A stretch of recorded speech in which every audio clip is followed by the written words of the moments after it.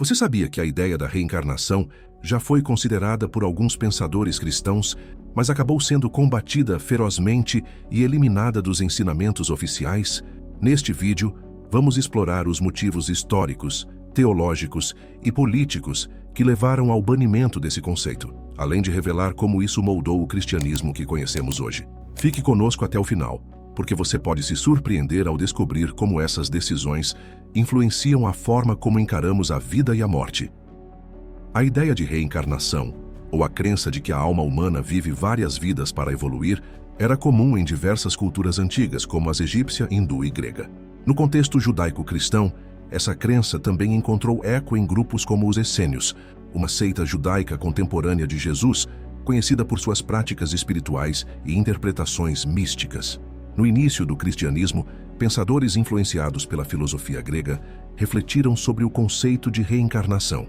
Orígenes, um dos teólogos mais brilhantes do século III, especulava sobre a preexistência da alma, um tema que dialogava com a ideia de múltiplas vidas.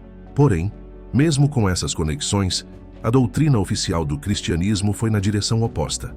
A pergunta que fica é: por que essa ideia foi rejeitada tão categoricamente? Entre os primeiros teólogos cristãos, Orígenes se destacou por sua mente brilhante e abordagem ousada às Escrituras. Vivendo no século III, ele acreditava que a alma humana tinha uma preexistência, ou seja, existia antes de nascer no corpo físico, e que essa jornada espiritual era parte do plano divino para purificar e educar as almas. Embora Orígenes não tenha defendido diretamente a reencarnação como entendida em tradições como o hinduísmo, suas ideias abriram margem para interpretações semelhantes. Para Orígenes, a preexistência da alma explicava questões como a origem do pecado e as aparentes injustiças do mundo. Se uma pessoa nascesse em condições difíceis, isso poderia ser reflexo de algo ocorrido em uma existência anterior. Essa visão, no entanto, chocava-se com a interpretação dominante das Escrituras, que enfatizava a salvação por meio de Cristo em uma única vida. Seus escritos foram muito influentes, mas também profundamente controversos, dividindo opiniões dentro da Igreja. Com o passar dos séculos, líderes cristãos buscaram estabelecer uma doutrina uniforme para combater heresias e fortalecer a autoridade da Igreja. A ideia de reencarnação era problemática em vários níveis.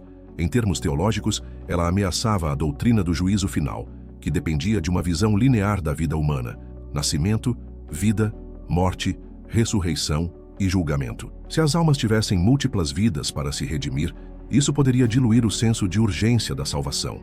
Além disso, a reencarnação sugeria um relacionamento direto e individual entre o ser humano e Deus, sem a necessidade de intermediários como os sacerdotes ou sacramentos. Para a Igreja, que desempenhava o papel central na condução espiritual dos fiéis, essa crença poderia enfraquecer seu papel e sua autoridade.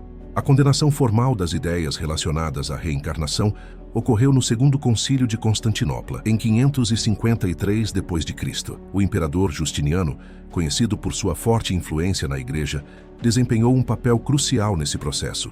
Ele buscava unificar o império sob uma única doutrina teológica, eliminando qualquer ideia que pudesse dividir os cristãos ou desafiar o poder imperial e eclesiástico. Nesse concílio, as ideias de Orígenes, incluindo a preexistência da alma, foram rotuladas como heréticas. Documentos da época mostram que o objetivo era garantir que os fiéis aceitassem apenas uma única vida como suficiente para alcançar a salvação ou a condenação. Essa decisão não apenas moldou a doutrina cristã, mas também teve implicações políticas, consolidando a autoridade da Igreja em um período de instabilidade no Império. Embora a reencarnação tenha sido rejeitada oficialmente, algumas passagens bíblicas continuam a gerar debates entre estudiosos e espiritualistas. Um exemplo frequentemente citado é Mateus 17:10-13, em que Jesus afirma que João Batista é Elias que havia de vir. A Igreja interpretou essa declaração de forma simbólica, dizendo que João veio no espírito e poder de Elias, Lucas 1:17, e não como uma reencarnação literal. Outra passagem debatida é a história do homem cego de nascença em João 9:2-3. Quando os discípulos perguntam a Jesus se a cegueira foi causada pelo pecado do homem ou de seus pais, surge a pergunta: como o homem poderia ter pecado antes de nascer? Defensores da reencarnação veem isso como uma possível referência a vidas passadas, enquanto os teólogos cristãos tradicionais entendem a pergunta como reflexo de crenças culturais da época, não como um endosso bíblico à reencarnação. A presença de ideias semelhantes à reencarnação na filosofia grega também contribuiu para a disseminação inicial dessa noção entre os cristãos. Filósofos como Platão acreditavam na transmigração da alma, ou metempsicose, defendendo que as almas passavam por múltiplas vidas para alcançar a perfeição. Esses conceitos influenciaram pensadores cristãos primitivos, que buscavam conciliar a filosofia com a fé.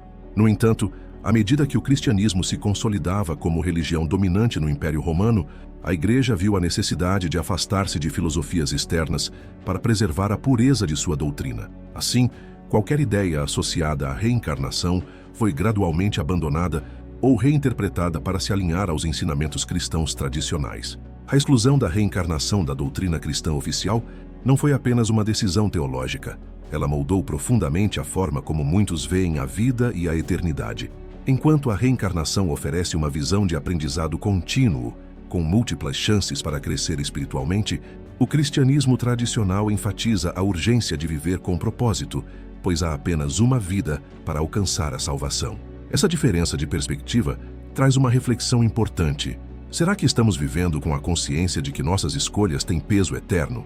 Independentemente de acreditarmos em uma ou várias vidas, a mensagem central permanece a mesma: buscar uma relação genuína com Deus e viver de forma a fazer o bem. A reencarnação, mesmo fora da doutrina cristã, continua sendo uma ideia poderosa, porque nos desafia a pensar sobre o destino da alma e o propósito da existência. Para os cristãos, a ênfase está na graça divina e na obra redentora de Jesus Cristo, que transforma uma única vida em uma oportunidade de experimentar a plenitude de Deus. Mas essa reflexão vai além da teologia. Assim como os primeiros cristãos debatiam questões de vida e morte, hoje somos convidados a olhar para a nossa jornada espiritual. Estamos atentos aos sinais de Deus em nossas vidas? Estamos usando o tempo que temos para buscar a verdade e viver com significado? Imagine por um momento que você tivesse a certeza de que esta é sua única chance de alcançar o propósito que Deus planejou para você. Como isso mudaria suas prioridades? E se houvesse múltiplas vidas, será que estaríamos mais dispostos a corrigir nossos erros e buscar uma transformação mais profunda? Independentemente da resposta, o chamado continua sendo o mesmo: viver com fé, amor e responsabilidade, confiando na promessa divina de uma eternidade ao lado de Deus. A exclusão da reencarnação da doutrina cristã oficial nos lembra que a fé é muitas vezes moldada por contextos históricos e decisões humanas. Ainda assim, as perguntas que movem a alma permanecem as mesmas. Qual é o propósito da vida e como devemos viver para nos alinhar com a vontade de Deus? A reencarnação, embora rejeitada pelo cristianismo tradicional, carrega uma mensagem que ressoa com muitas pessoas: o desejo de transformação e crescimento espiritual. Por outro lado, o cristianismo nos oferece uma visão única de graça e redenção em uma única vida, mostrando que, com Deus, até mesmo os erros mais profundos podem ser perdoados. Qual dessas visões mais faz sentido para você? Acredita que temos apenas uma vida ou várias chances para nos transformarmos? Deixe sua opinião nos comentários. Se este conteúdo despertou sua curiosidade ou trouxe novas perspectivas, compartilhe com seus amigos para que mais pessoas possam refletir sobre essas grandes questões da fé e da vida. E não se esqueça de se inscrever no canal para acompanhar outros temas fascinantes e espirituais.